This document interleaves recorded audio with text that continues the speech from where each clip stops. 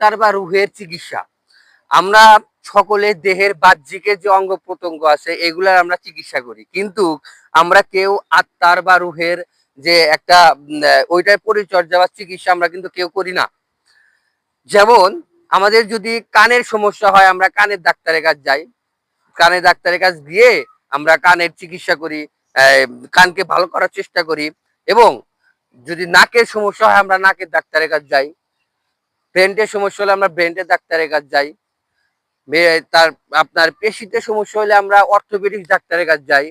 এক এক অঙ্গ প্রত্যঙ্গের জন্য এক এক ডাক্তার রাখা আছে, কিন্তু আমাদের যে ভিতরে একটা রুহু আছে, এই রুহু বা আত্মা আছে, এটার জন্য কোনো ডাক্তার নাই। এটা পরিচর্যার কোনো মেডিসিনও কেউ দেয় না, কিন্তু এরও কিন্তু একটা মেডিসিন আছে, এরও কিন্তু একটা পরিচর্যা আছে।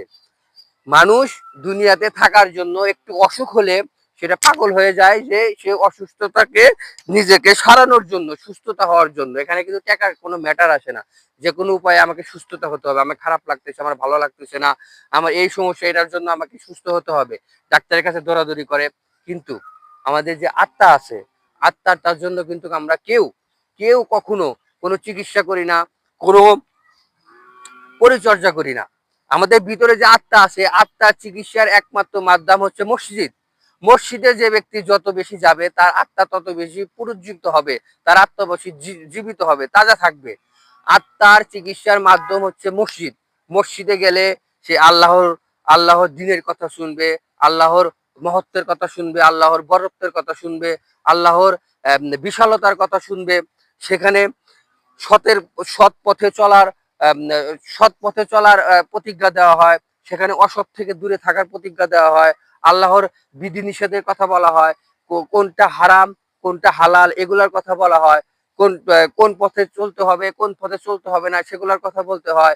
সেখানে মানব কল্যাণের কথা বলা হয়।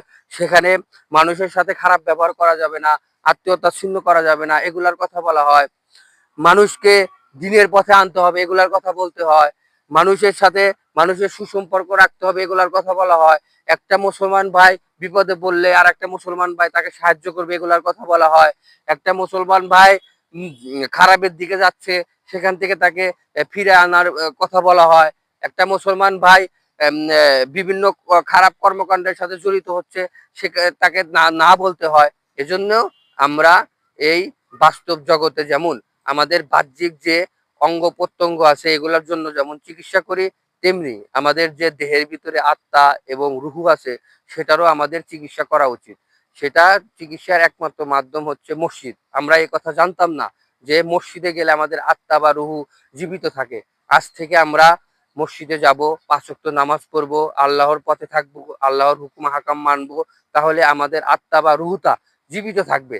কারণ আপনার আত্মা বা রুহু যখন আপনার শরীর থেকে বের হয়ে যাবে তখন কিন্তু আপনার অঙ্গ প্রত্যঙ্গ, হাত নাক মাথা ব্রেন, এগুলো কিন্তু আর কোনো কাজ থাকবে না, নিথর দেহ পড়ে থাকবে। আপনার মেইনটা হচ্ছে আত্মা। এই আত্মা বা রুহু এটারই হলো আপনার বিচারাচল হবে। এটা এক সময় রুহু থেকেই আপনাকে এক সময় জীবিত করবে। এজন্য আজ থেকে আমরা আত্মার চিকিৎসার জন্য সর্বদা যার যার নিকটস্থ মসজিদে যাব, 5 ওয়াক্ত নামাজ পড়বো, আল্লাহর বিধিনিষেধের কথা শুনবো, আল্লাহর সৎ পথে পরিচালিত হওয়ার চেষ্টা করব।